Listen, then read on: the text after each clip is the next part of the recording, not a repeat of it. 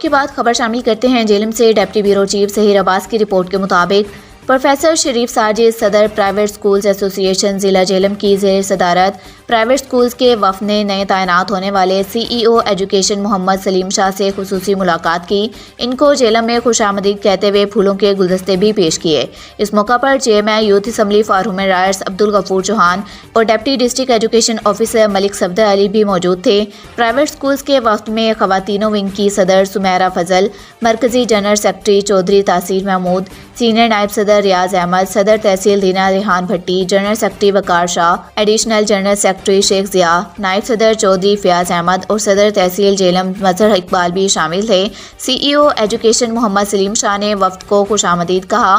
دوران گفتگو انہوں نے کوالٹی ایجوکیشن کی فراہمی کے لیے پرائیویٹ سکولز کے اہم کردار کی بھی تعریف کی۔ پروفیسر شریف ساجد نے پرائیویٹ سکولز کو درپیش رجسٹریشن کے مسائل سمیت دیگر اہم موضوعات پر بھی خصوصی گفتگو کی۔